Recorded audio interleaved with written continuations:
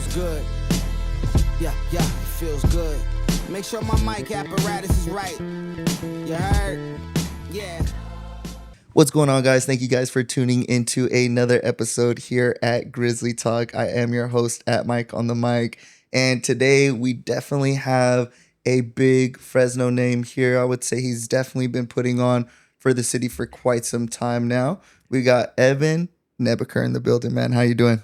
Good, brother. Peace. Thank you for having me. Yeah. Thanks for coming on, man. And so for everybody that's going to be seeing you at least on our platform for the first time, can you let everybody know who you are and what you do? Yeah. So my name's Evan Nebaker. To something like this, my title would be, I do some event organizing or event coordinating, any and everything event related. But I have a full-time job, a Monday through Friday that I do that isn't event related, but it's purchasing, but purchasing kind of plays into events when you're scaling them, and the purchasing you have to do as well. So it all kind of works, hand in hand. Yeah. One thing we definitely love to do on this podcast is like highlight people from Fresno. So are you from Fresno, and kind of what's your background here? Yeah. So born in Fresno, lived in Fresno primarily. Vast majority of my life lived in Fresno. Proud to be from Fresno, proud to live here. A lot of the projects I've done have been because of my love for Fresno, being from Fresno and wanting to kind of showcase it and put the spotlight on it that it really deserves. Yeah, and I know you've been doing events for quite some time. So how did you get into the space, or like what brought you into it? Yeah, so it wasn't like a natural thing or a natural progression. At the time, I owned a marijuana dispensary, a legal licensed business, 2005, 2007 range. And I was dealing with lots of projects. We were investing in a music management company. We had done a marijuana strain with an artist. We had done a lot of things that were intertwining with that world. And so as doing more and more and getting more involved, more opportunities came to do tour organizing, certain other things behind the music scene. And it just kind of worked into that being a part of it. It was kind of just in the natural progression of years of work with it, Yeah, so you were in it before everything got even legalized and all that sort of stuff. I know it was a lot harder. You had to have prescriptions and all that stuff to even just go into one. Mm-hmm. How did you get into that space? Because that was a pretty tough space to get into. Yeah, so a lot of scrutiny in that space at the time. You definitely had to have an attorney on retainer. You had to be just aware of the constant changes. It was so new to the area, especially in Fresno. So in Fresno, we were the second dispensary to be open. But to my knowledge, the first one to pay taxes, the first one to, we never had any federal issues. We were never raided. But everything was legit in terms of payroll. Customers would come, clients would come, recommendations. It was heavily based off of that. Yeah, I know that's super tough because banks don't want to take your money and all that sort of stuff. There was some of that. Yeah. So we had banks that we had accounts with, and they would call and say, hey, we're shutting down your account. That was like a thing that happened a few years. Always issues with payroll, because you're running a payroll that's of a certain dollar value, which is going to be flagged. When it's flagged and they see the type of business you are, that's another thing. So there's just always things that were kind of working against it or making it feel like, hey, this is illegal and allowed, but it's still, you know what I mean? You guys are not making this feel. Still a lot of regulation. Yeah, you're still making it feel like it's illegal, but you're taking my money at the bank. The city's taking our tax money. You know what I mean? So it was a real interesting time. Yeah, I know growing up, I was a big fan of Burner. Okay. I'm sure you've probably heard of him. Yeah, I've heard of Burner. So I'll tell you something cool. Mm-hmm. We had a strain for an artist named Fashawn from Fresno. You've heard of him? Oh, yeah. He had a strain called Grizzly City Kush. It was a really good strain. Made it to High Times. We never, at our store, was the most popular strain we ever had. We had that years before Cookies and Burner did his strain. Yeah, started coming out with designer weed and all that sort of stuff, right? Yeah, we did it way before all these artists have done it. Every artist that has a strain now, we did almost 10 years before that. Yeah. So people should give Fashawn a lot of respect. No, yeah, that's definitely another big name here in the city as well. So as you're going and you're progressing through that, and you're working with artists now and stuff like that, I know one of the big things that you're known for is GrizzlyFest. Yeah. Can you talk about what is it like to even throw a festival? What goes into making something like that come to life? Yeah, it's a lot of work. It's a passion project, essentially, like a labor of love, right? So it starts as like anything else. You have your idea, which is to me the coolest part of the project is like the idea where you can kind of dream about anything. So that was kind of my favorite part about the project, to be honest, was the start of it.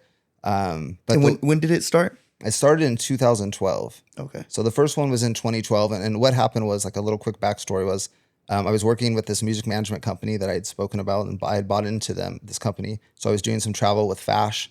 Fash had a way big run before people like really know about him in Fresno. Like, Fash was really big overseas. Fash was doing festival runs with like Tyler, when Tyler Creator, when he was on his come up, when Janae was on her come up, when YG was on his come up, when Common was still like crazy relevant. Like, Fash was on touring with these guys, was on all the festival runs with them. Like, it was interesting. So just going through the festival stuff and learning that run made it kind of easy to, bring on GrizzlyFest. But GrizzlyFest started in 2012. I know I get a little off topic. I'm rambling a little. No, you're good. Yeah, I'm following you. Yeah. That's me. If I get a little stimulated, I'll just start going, and I might end up somewhere else. But I know as you're talking, I'm like, how did you bankroll this stuff, man? What's your background before? yeah. So when we did the first one in 2012, the budget was way different than what it would take now to compete. In 2012, it was like, let's say 37 to 40 grand is what we spent. Man, that's still pretty big. And it was, but we had sponsors at the time. The guy who I did GrizzlyFest with is the guy who I was in the music company with, who was also the first person I ever met outside of my family. It was his family. So my best friend for life. We were able to kind of do a lot of it together. So I had an idea for GrizzlyFest. We were doing the festival run with fashion stuff. So we were seeing festivals in other areas. And so we were always talking about like, it was no longer like we got to do a tour here, we got to do a show here. It was like, we got to get a festival here. Like, we got to figure this out. And so my brother Aaron Hakimian, who's my best friend, been my best friend my whole life, him and I worked it out together. It was with his direction, his tutelage, his connections in the music industry, to really make it happen and to validate it. I had an idea. I had the funding. He had everything else essentially, and I was following his lead. And then, and thank God we were able to do the first one and made a little profitability, and it was because of some of the sponsorships and things that he had from relationships he had. But we got that under our belt, and we're able to learn a lot and kind of redirect where we're going. And who were some of the names that you guys had at that first in 2012, and where was it? Yeah, first one was at the Fresno Fairgrounds. It was in something called the Commerce Building. Okay. And what was tough about working with the fairgrounds was there were certain restrictions, like they wouldn't let us have food trucks after we were having food trucks, right? In 2012, having food trucks was like really cool at an event, right? So they took that away from us. So that was also like could have been a revenue stream for us, but it was also something cool for our customers, right? They messed with our alcohol deal. We had an alcohol deal that was with Coors. Day of, the venue came and took all their stuff out, made sure it was only theirs. So that obviously messed with the deal. And so there was things that we didn't love about how that worked. I thought they overcharged us for security and stuff because they thought it was more hip hop. So they put way more cops on it, which is a joke. And so there were things that we didn't love about it. So we did it there. We were able to make a little money. Biggest artist we had that year was Fashawn, a guy named Murs, who they had done an album together. We had a group called Strong Arm Steady. Had a lot of guys that were local. What was super dope that year also that was unique was we had this live skate demo that was indoor, that we had professional skaters. And it was That's pretty sick. It was gnarly. And that was like when gates opened. And so there was a big rush to start the event because of that. And that was some sick shit. Yeah. Yeah. So that's cool. I know from what I know, you said it was a success even that year. And I know you guys went into, as you call, hibernation for a few years and came back in 2015. What kind of made you guys hold off a little bit to do the next one, or what was kind of going on at that time? Yeah, so Fashawn was really big at the time. He was touring, so there was a lot going on in that direction. Also, I didn't know what I wanted to do with it. And so I kind of had to fall back and let Aaron guide for a minute and shape with how we were going to get to the next step. We knew we could do it there again. We knew we could make some money there, but there were certain restrictions. So we thought if we just chill for a second,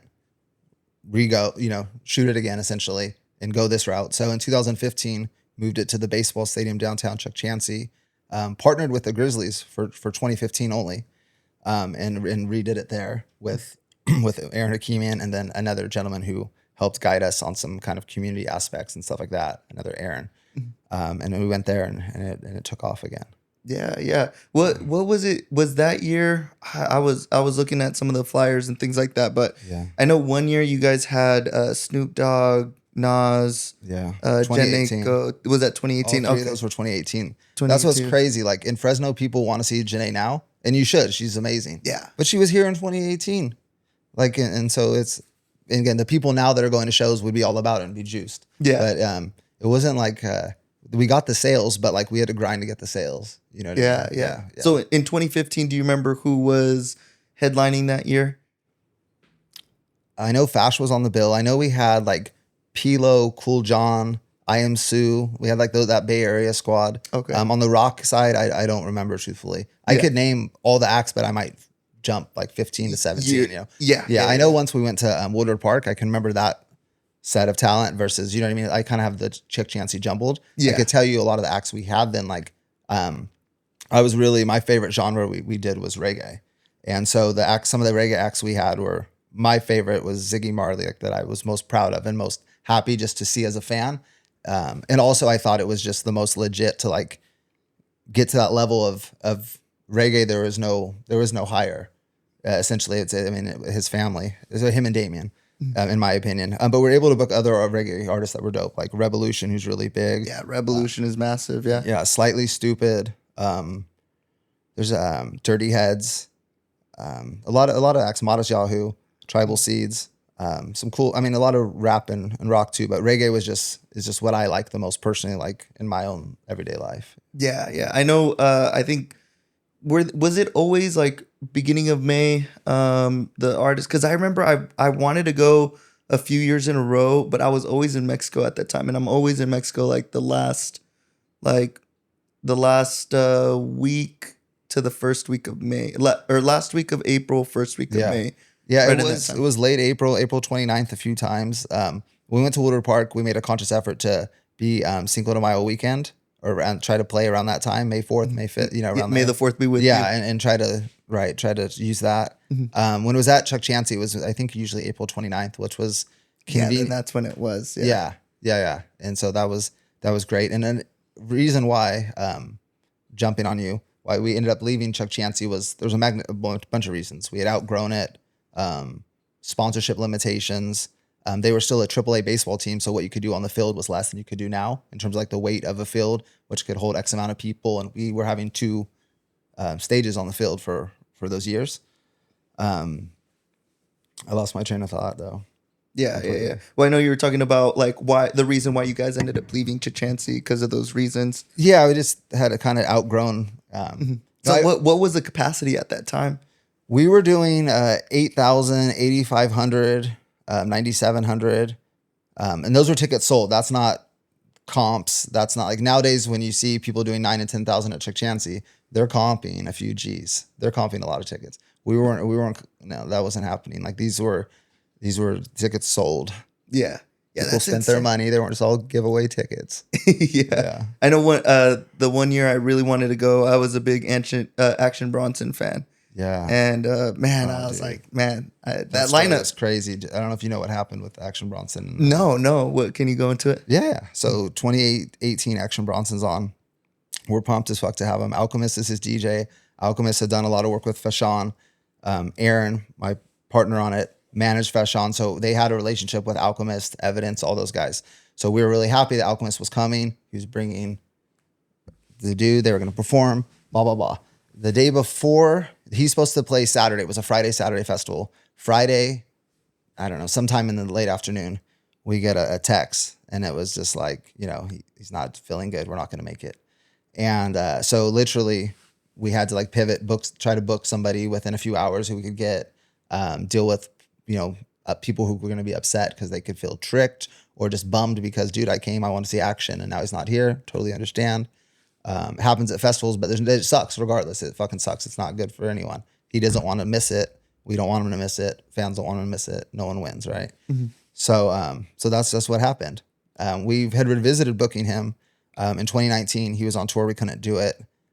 Kicked around the idea several times since, but it just hasn't happened. Yeah. And so to see from the first one, 2012, right, to, outgrow that. And then now you guys are, selling out to Chancey. At least you guys are at capacity to where. Yeah, back at the time we broke their alcohol records in 2017.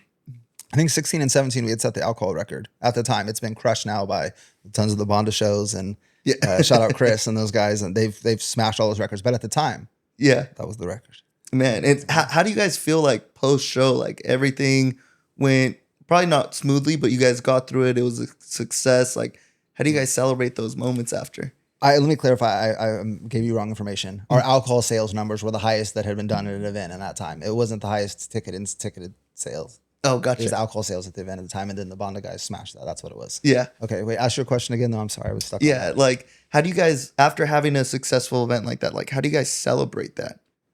So, GrizzlyFest was such a passion project, and we kind of jumped into it again after a few weeks break because we were always pretty excited about it. But it's a wave of emotion. So, right, you're doing the event, you're all in, you're passionate, like tunnel vision. No one can tell you shit. Like, you listen to people, but you know what I mean? You're so focused, like, you're going to succeed. There's going to be shit. You're going to make it happen. Yes, you're so all in, right? And so that was always my mentality, Aaron's mentality, and the other people that were helping direct it, right? And kind of drive it. Was always like, we're going to get this done, where everyone was all in. It was such a cool group, man. Everyone was so passionate and effortless that we just kind of, we would celebrate together. We'd have team dinners. That's it. But like, there was no like, let's go. We weren't going on like vacations to go do wild shit. It was just like, we would celebrate it, and we just all genuinely loved what we were doing. So the win was, we can do this again. Yeah. Yeah. Versus like, it was never like, there's a money goal or like, hey, let's sell this or let's license this. None of those plays were ever even discussed while it was happening. It was always like, we get to do it again. Like I was doing it with like my best friend, the dude who's the godfather of my kids. You know what I mean? So like that's like working with my brother. It's the coolest shit in the world, right? And like that was the ultimate reward to me of it. Yeah. And what's it like leading up to that and the day of? Because is there fires you guys are putting out the day of? Things go wrong, of course. Yeah. Like, yeah, just stuff's gonna happen with any event, right? Like what could go wrong though? Like, can you give us any examples? An artist possibly having a canceled flight or having to cancel a show, which only happened one time with all of GrizzlyFest. We never had people late. We just had that one time where somebody was sick and that happened. Action. Yeah. But stuff with the city council, 2018, the city council messed with us and kind of took a lot of our attention from us pushing our event and having to deal with their shit. Like what is that? Are they interfering or are they putting restrictions or making you get it? Like, what do they fine you guys or no? So you can see online. So in 2018, the city made us go to City Hall and basically fight for our case on why our event should be at Woodward Park. After the city directed us and helped us find Woodward Park for the event. So that just took a lot of time, and it made people painted it in a negative light. The pushback was people didn't want Snoop Dogg performing at Woodward Park in 2018. Why is that? That's crazy, right? He was doing shows with Martha Stewart. Yeah. Because he was going to bring a bunch of pot smokers or? Well, I think that there are certain council members the council member of that area at the time didn't want it in his district. And I think it had to do with the color of the skin more than anything. Really? Wow. Well, I mean, why would you? They allow country concerts there all the time where people drink far more alcohol. So keep it real. It's like you don't want the kind of people coming who you think might come to a certain kind of a show. Essentially is what it breaks down to me. Yeah. So the time that it took to go speak our case and validate what we were doing, which was already validated over 4 shows, was just took time and energy when we could have been promoting it as well as we should and putting more efforts into that. Yeah. So we don't have like a 50-person army doing GrizzlyFest. At some points, it was a 2- and 3-person army at different parts of the year. Yeah. And so, I mean, I'm talking when it's 10 months out, 9 months out, things like that. Yeah.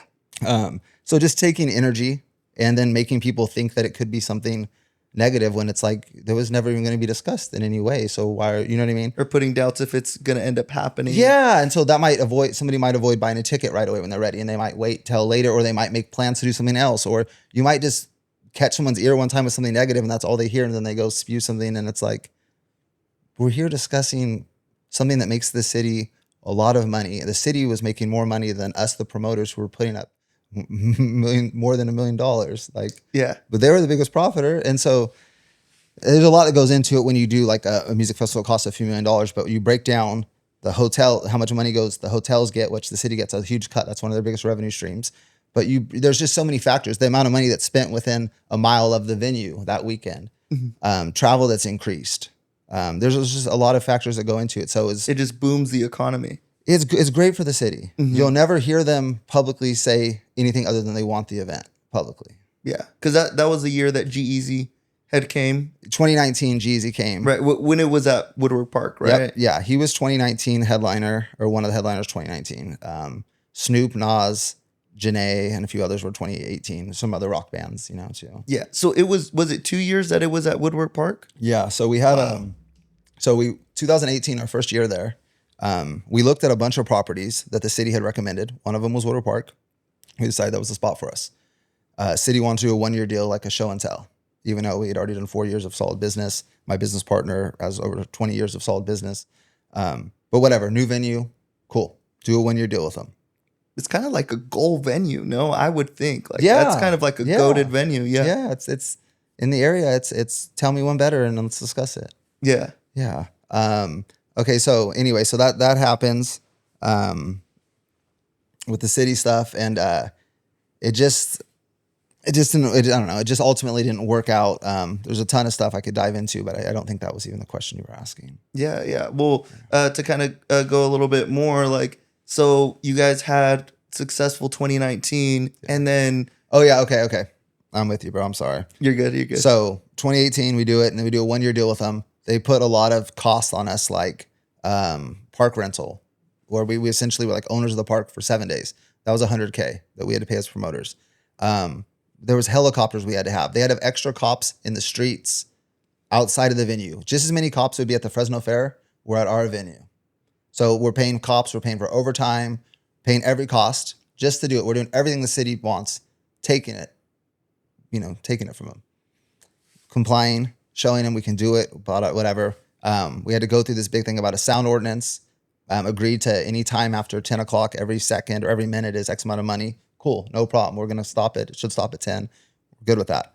But anyway, so we do 2018. Great. We do it. We were going to do 2019. 2018 was well enough. We're still going. We want a bigger deal. They tell us we have to do another show and tell year. We're like, fuck, okay. So whatever, we go through it with the plan of the whole time we're doing that. We're like, we're going to give them our large 10-year deal, but let's do this. Let's work on that and work on them while we're doing this. Whatever. We do 2019. They still have all the heavy extra costs on us that are insane. I mean, I'm talking about like at people that use Woodward Park now, they don't have to have cops in the streets. They didn't have to pay companies to go put signs up saying there's going to be an event here. They didn't have to like pay over 150 people outside of the venue to work. Like crazy stuff, like crazy numbers. Mm-hmm. So anyway, we do 2019 and it happens and it does better than 18. We're hopeful for the future. We decide we want to do it. We want a bigger commitment from the city. Because when you have a 1-year deal, you have to have every negotiation every year. So I have to go to the alcohol company and negotiate every year on my worth, what my event is, right? If I have 10 years, I can be like, let's do a 10-year, $10 million deal, and we can give me $2 million up front or whatever, however you work your deal. Yeah. But I have leverage there. I have the park deal. I have the city with me, and I'm telling the city this. We're telling the city this. If we get this 10-year deal, which I'll go back to explaining, we're going to make this festival, instead of being a $2-3 million festival, we're going to now make it a $5 million festival immediately as soon as we get this deal done. We're going to pump money into it, more money. So that through the negotiation, whatever, 2019 happens. Bam, good. We start working on 2020. Before COVID, we had put together our offer, our 10-year deal we wanted from the city. Just basically, hey, we want some of these supports that we think are fair. If you're going to keep these costs on us, we want you guys to take on a percentage of these. we don't want this, this, and this. Can you be a partner with us on this? If you do this, we'll put in this amount of money. Instead of making us pay this to rent this, you guys already own it. Let us put that into this. You're going to get more, there's more money in it for you. The better this does, it's a partnership. We're all together in Fresno, especially when you're doing events on that level. Like you need the city, you need everyone really with you, right? On your side, yeah. So we played ball with them every step of the way. We present our 10-year deal, give it to the city manager, who's no longer works for the city. She was conveniently fired within a few months of this. So we give it to her. Mayor Brand is in charge at the time. They deny our proposal. There was no counter. They just gave it back and said, no, thank you. And so we were confused, insulted.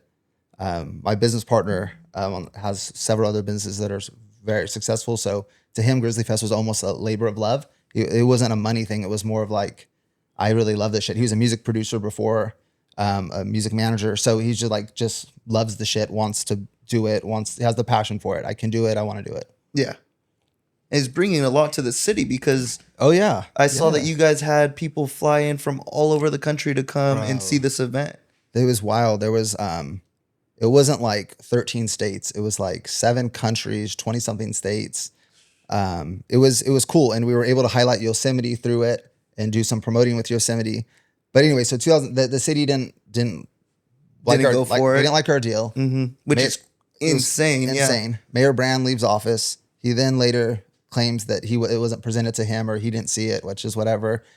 Jerry's seen it. He tells us he loves it, tells us he wants to make it happen, but he's never done anything proactive to make it happen. Yeah. So our deal had sat there, continues to sit there. Essentially, they have it. You know what I mean? If they wanted to approach it and have a conversation about it, they could definitely do that. Mm-hmm. So that's. Yeah. Well, I know you guys been in hibernation since then. So, like you said, it's just there. Do you guys have any plans to push on that a little bit more to hopefully do this thing again?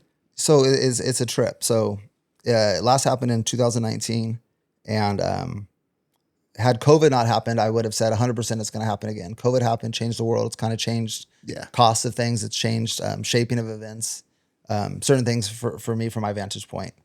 So I don't know, man. We'll see.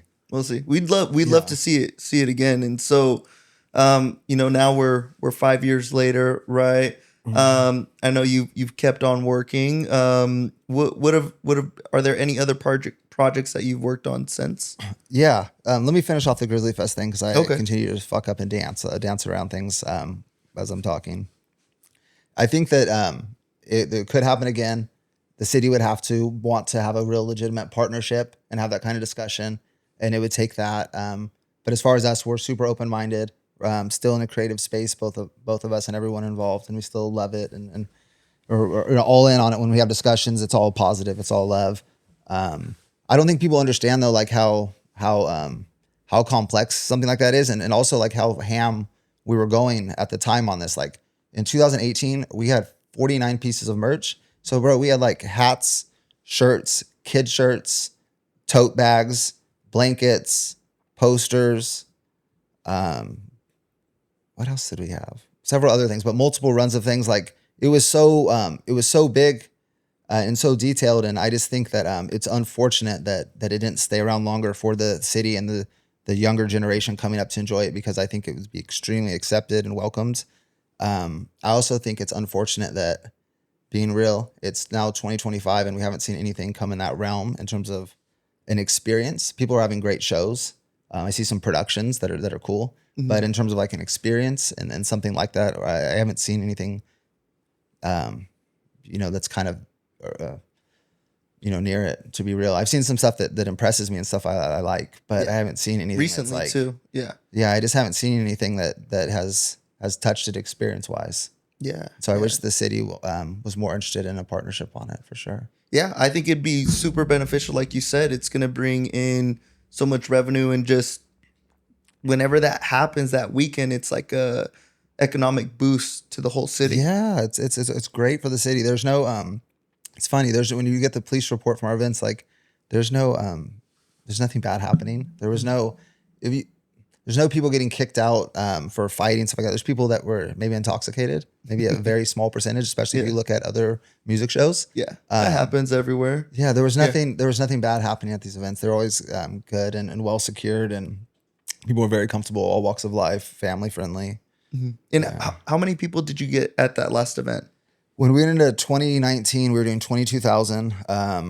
2018, we were in the high 17s, which is funny. I would think 2018 would have been our highest ticketing year. I think it had my favorite lineup of everything. But 2019, the brand was just Even strong. stronger. Yeah, and it's G-Eazy was the big at his tipping point or his peak, and that sold really well in that side of town. Yeah. I remember we had Devin on, and he talked about he was living in somewhere like in the Bay or somewhere on the West Coast, and he's like, "No, I got all my friends, and we're going to see G-Eazy in Fresno," and everyone's like, "What? Where's Fresno?" And he's like, "You got to come. It's my hometown." So yeah, no, it was cool, man. We had some cool stuff back then in terms of like random celebrities and random people that would pop up and had interest in it from outside the market, and it was really close. It was really close to being unfuckwithable. If we had that 10-year deal, it would still be running, and we'd have headliners like. We would have had headliners like. We would have swung for Red Hot Chili Peppers if we could have maxed it out, got a little higher. But we would have been able to do everything that you can do at Valley Children's Stadium, but we would have been doing it at the festival then there, which Valley Children's Stadium is super dope. The Shakira show is going to be super tight, and I'm glad they're getting a show of that scale. That's huge. I'm all for that. But we could have done those numbers at GrizzlyFest. Yeah, definitely. It's something that I wish we would see here more of, because kind of like how you said, festivals happen all over California, but we got a good thing going here. Yeah, it was in our backyard. It highlighted so many vendors. So we had this in 2018 and 19. We had this marketplace inside that was just next level shit. It was amazing. Highlighted over 100 vendors. We were making the progression to.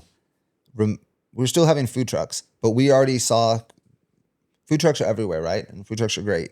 But there was a time when like having certain food trucks at events like gave it juice, like it was cool, right? Yeah. We saw that trend starting to end in 2019. And so we were starting to bring in restaurants. We were still going to have food trucks, but we were trying to just bring restaurants and have less food trucks so we could highlight the best dish at a spot, right? For reference, what's the place that has the best bread pudding in town? Palm and Herndon. Cracked Pepper. Cracked Pepper was going to be there, and Vache was only going to be serving bread pudding. And that's it. He was just going to do like 500 a day. And so we were going that direction. We had Doghouse there. They were only doing like tri-tip sandwiches. We had these two super dope chefs. They're called Eat Figs, Not Pigs, the Ashleys. They were there doing some dishes. They're so dope. They're these vegan chefs. They're so cool. Wow. But anyway, they were there. And so we were going that direction. That's a really good idea, yeah. You have to find something that might excite somebody. And if a food truck is available 7 days a week, it's still great food and that sells. But to make it something inside of your event. You know what I mean? Their food sells all the time because their food's good, and that's dope. Yeah. But for it to like have a play and effect on your event. Yeah.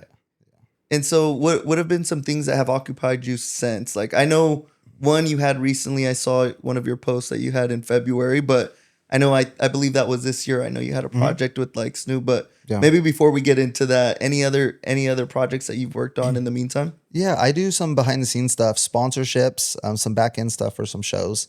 So sponsorships, I do some stuff for a lot of events. I don't want to really air anyone out. I mean, I do sponsorships on a lot of large scale events. I do some booking for some acts. I do Tequila Fest. Anything with K Rich is my guy. So I'm involved with that just because I love K Rich so much. Yeah. I help with his Halloween event. He lets me help with his Halloween event. The guy who I do GrizzlyFest with, we do a pickleball tournament together. Okay, I saw that. That's so fly. It's so dope. It's so the sponsors and like the look of it. It's so fly.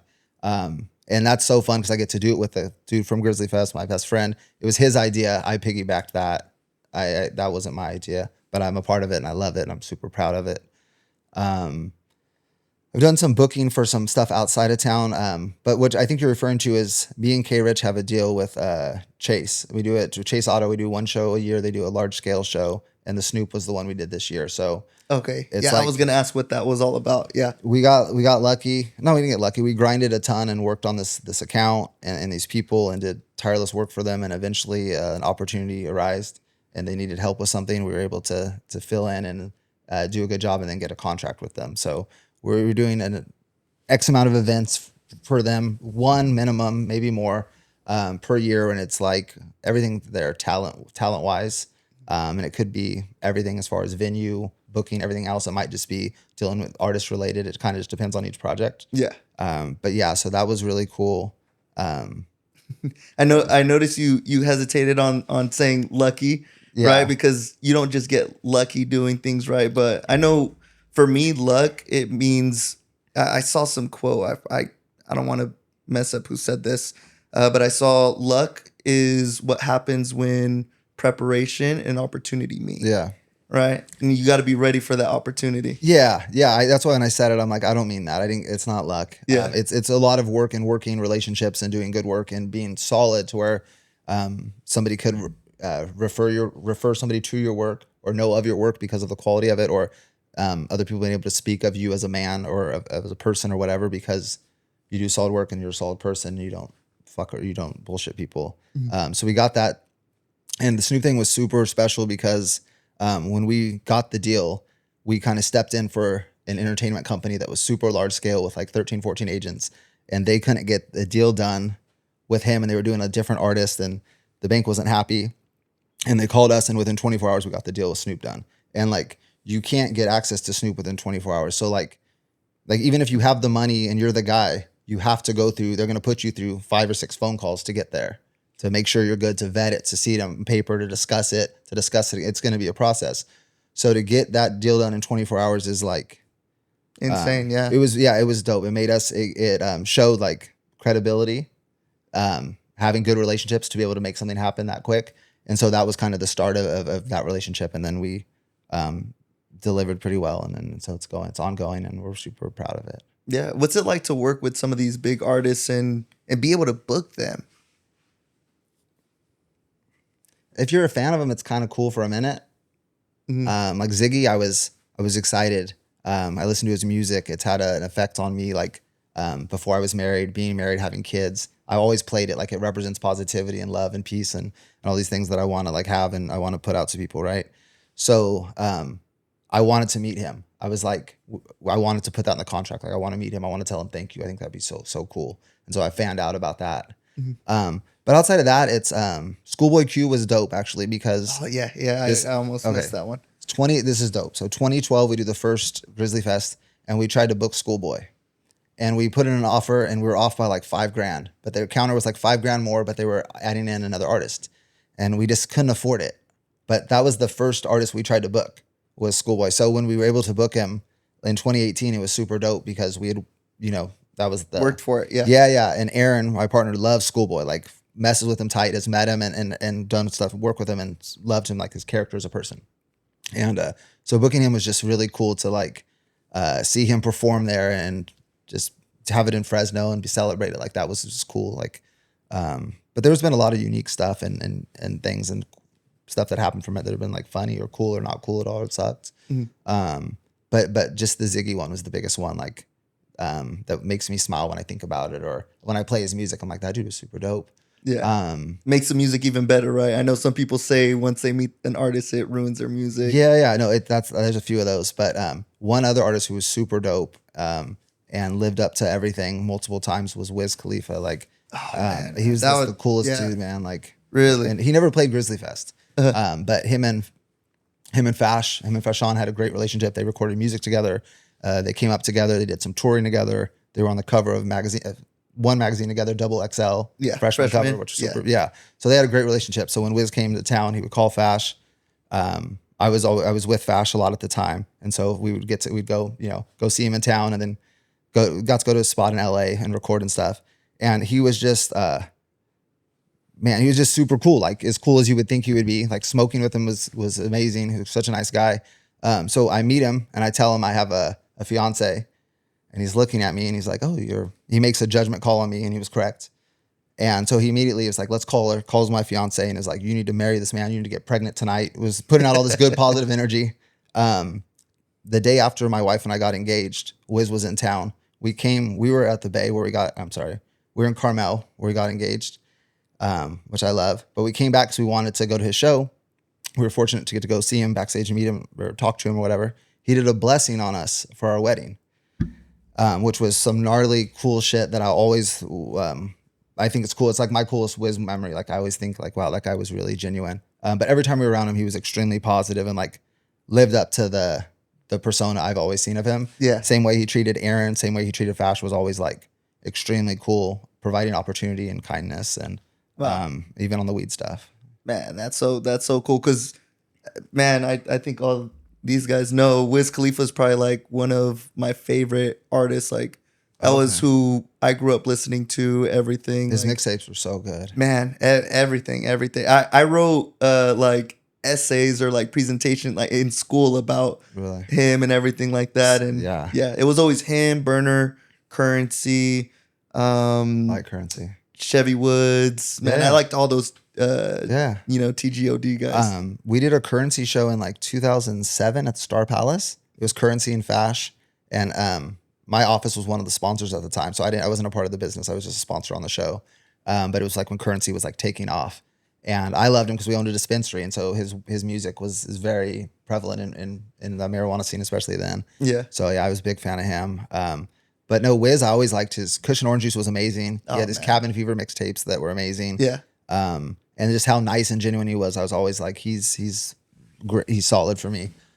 So yeah, I still like his music. Gives me positive energy for sure. Yeah, definitely. Yeah. I know another guy, local guy that we really. I remember when we first started this, we're like, we want to get this guy on, and it's Fashawn, right? Yeah. And so we've talked to a few people, and they said they could connect us with him, and hopefully, he'd love to come on sometime. But we're waiting for that right opportunity, right? We know Sam from FTK. Yeah, good guy. He's told us he can help us get him in here and stuff like that. But hopefully, if you're seeing this, man, definitely tap in with us. We want to get him on here too. Fash is great. He's solid. He would definitely want to do it. He would definitely love to speak. He's a very kind guy. Yeah.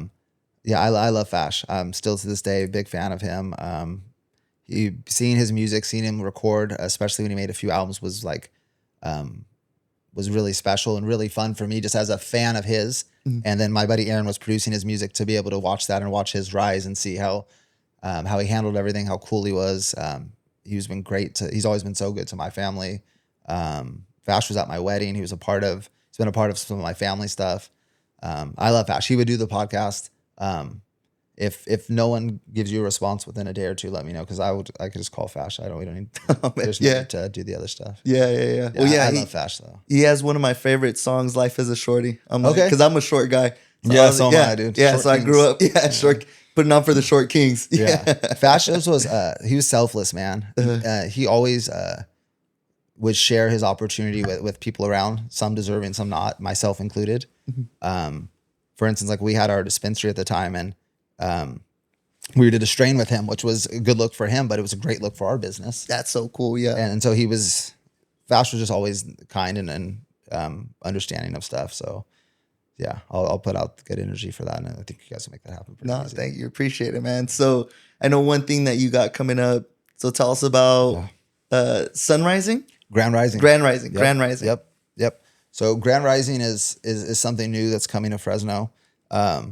Before I tell you everything about Grand Rising, it's new, right? Mm-hmm. So people need to understand that, like with Fresno, sometimes we can get stuff before it's played out. So we're trying to do that. We did it with GrizzlyFest. We were early with that. I used to own dispensaries, right? People love dispensaries. Now we did it before. Okay. So this is something else, right? So know that this is going to be something solid. So this is a new event. It's called a coffee rave. It's Grand Rising. What you need to know about it is it's a positive thing. Everything about it is positive. So what's going to be served there amongst the vendors, or offered amongst vendors and sponsors, will be Loving Seed's going to be there, serving avocado toast, acai bowls, and cold brews, smoothies. Super simple, super easy. Trying to give some healthy alternatives. Nothing that's crazy, but like healthier option. It's not like it's, you know what I mean, something crazy drastic, but just showing other options. Sometimes people don't get it or see it or whatever. So those are some of the options. There's going to be another coffee vendor there doing more artisanal coffee called Satire Coffee. We have a doctor there from a company called Right Wellness doing free gut consults for women, which is super dope. It's yeah, and she's just like a genuine woman who wants to help people. We have a drip doctor there doing vitamin shots, B12 shots. Might do one or two actual IVs? drips too. Yeah, Man, wow. so we have that going on. We have a honey and tea company there who makes organic honey and tea, which is great. Good for you, obviously good for your allergies and other things.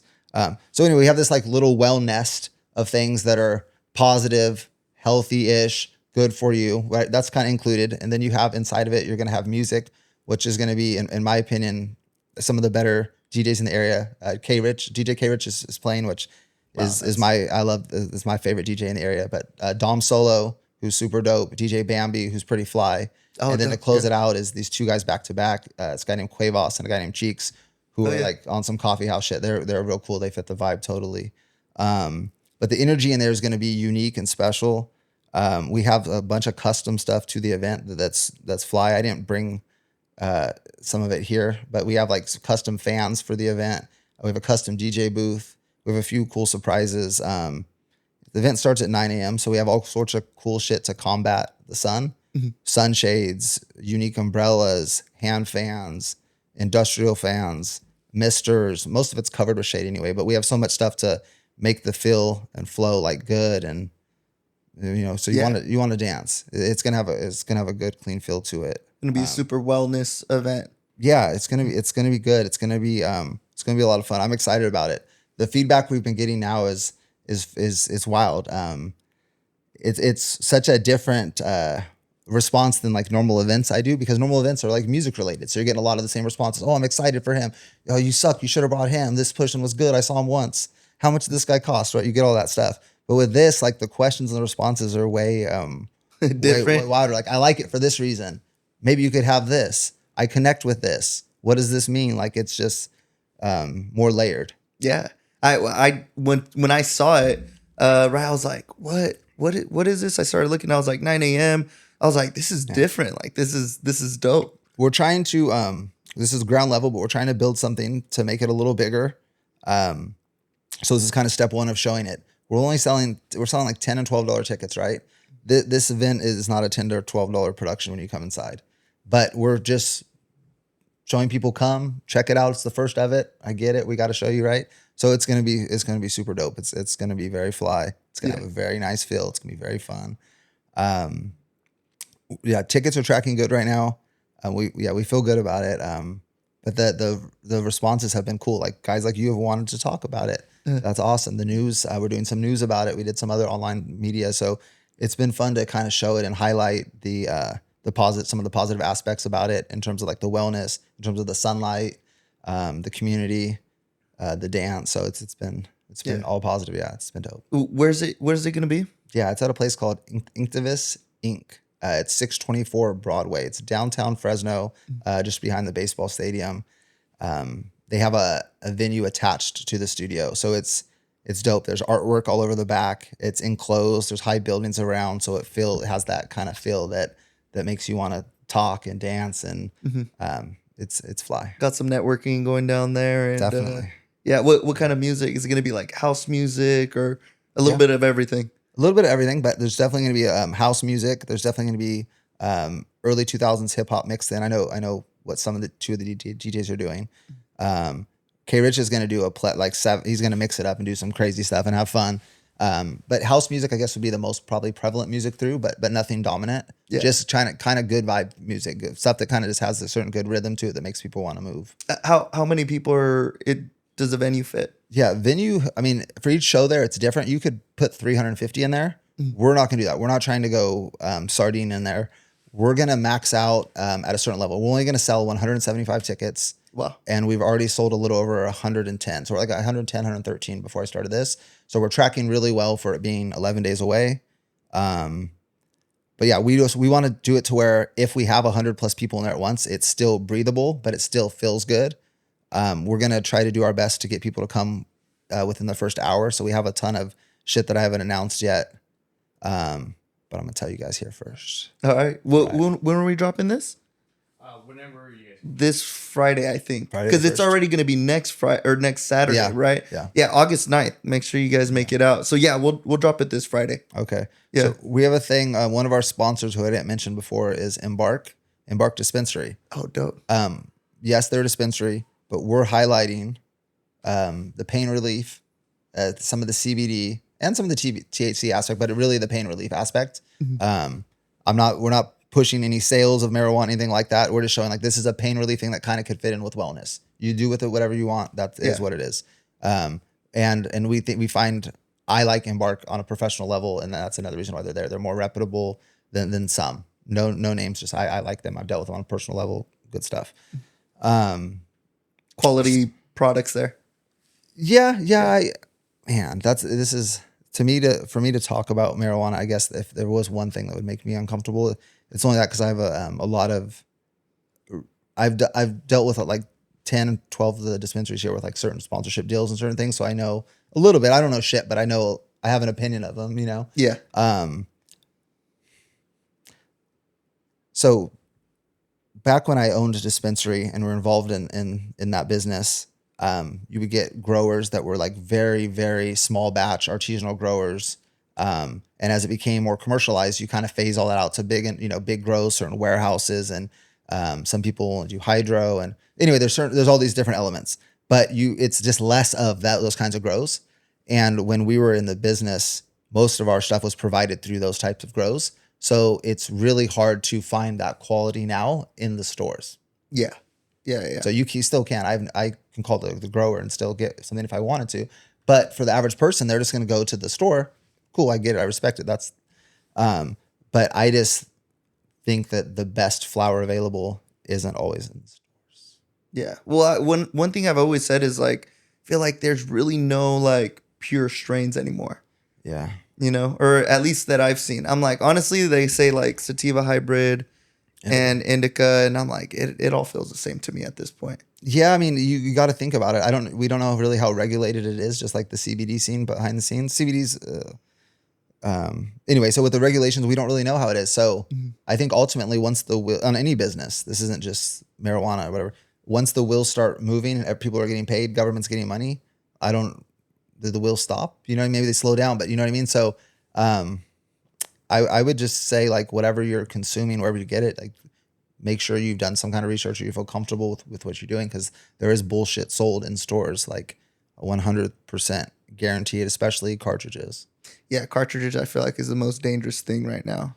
Yeah, I mean, long time ago, you have your cartridge and they would like fill it up X amount that was like of THC type product, right? Mm-hmm. And then they had other stuff, the filler that's deemed okay. The filler, yeah. If you want to use like street talk, the filler, something to cut it, yeah, something else, right? And that's just deemed okay for someone to ingest, but it's still bullshit. It's still not anything you want in your lungs. Yeah. So, I would just do my research on whatever, but it's not a super regulated industry. Yeah. But I know I'm pretty big on CBD and all that sort of stuff. Like I've recommended it to my parents and all that stuff. Yeah. They're like old school Mexican, but I'm like, hey, like even a pomada or like a cream or something and all that sort of stuff. Yeah. I mean, it does wonders. So going back to Grand Rising, if you had if somebody asked you, what can I expect at this event, or what kind of experience if you could give a little. My hope is they get a unique experience. And then my hope is that the takeaway is that that they just had a good time. That's what this whole thing is geared on, is just people having a good time and having the opportunity to be comfortable to connect. Something I don't like about events is when like there's just always events without a purpose, and this event has a purpose to it. Mm-hmm. And so I think that's something that people are connecting with. I think that people can walk away, hopefully, having some good conversation with people, learning something new, dancing, having fun. Yeah. Simple. Yeah. Simple, but it's a very, it's very, I don't want to say it's heavily curated because that's lame. That's not the word for it, but it's very intentional. Yeah. Everything there, and like the way it's set up from where every vendor is to where the umbrellas are. Yeah. things like that. Like it's very intentional. Well, I love the idea. I love the idea of it. It sounds super cool. Yeah, well, we want to do something new. We want to do something exciting, and change it up a little. I have no issue with alcohol. I'll have a drink here and there. It's great, no worries. But we thought it would be cool to not have alcohol at an event and try to do something that was just based on other things. And so that's something that's kind of exciting about it too. Yeah, everybody's gonna be off that caffeine rush and matcha and feeling good. Yeah, just good sunlight, conversation, smiles, laughs, good eats, good energy. Like it's all going to feed into having a good time and making people feel comfortable. Yeah, I know, and I know one of the DJs that you mentioned, David Cuevas. Yeah, Yeah, I know he's big on all that sort of stuff. Yep. Like, I feel like that's like he definitely fits in that brand of type of event. Dave's been the most helpful person on this project, so it's cool that you said that. Well, when I have a family friend who's doing these events in Glendale, and he's killing it, and they're killing it. They're doing them very high end, like 400 to 600 people. They've done 6 of them. A much higher ticket, like a $50 ticket. Granted, it's LA, it's Glendale, and they're doing it a little different, but doing crazy well.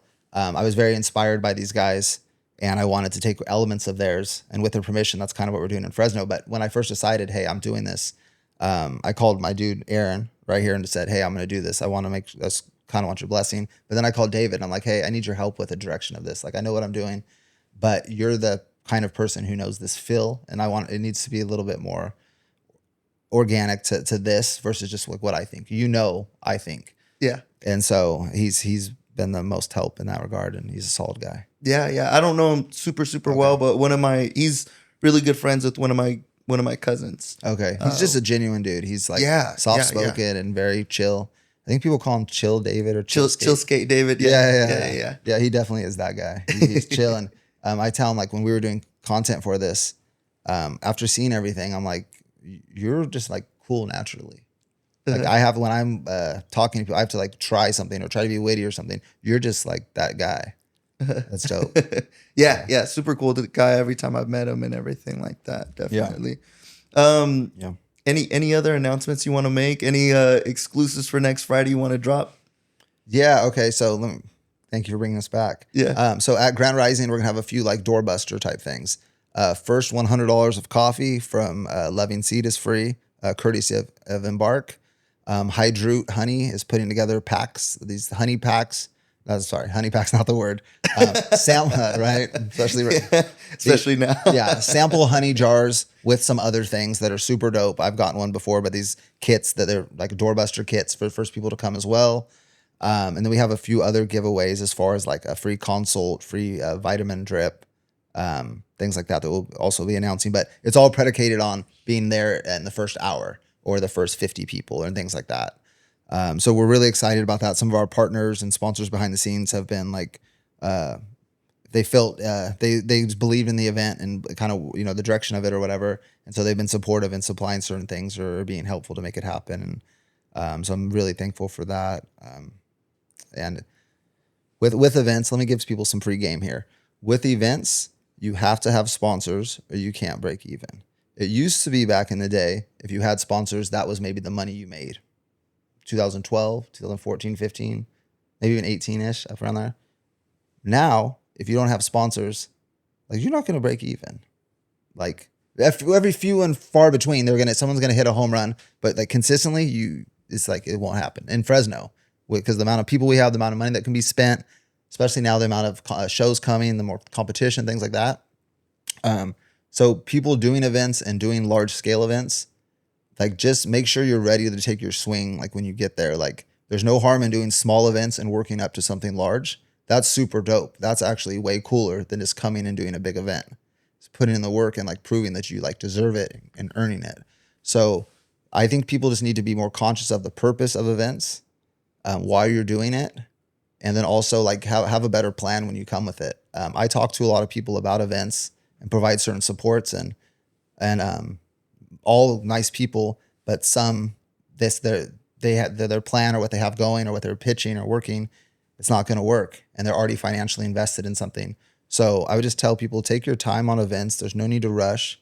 Like, you're not the coolest guy to get off an idea. Everyone's done events. Everyone's going to do a music festival. do it right. Like it's not cool anymore just to do it. What's cool is to do it really well.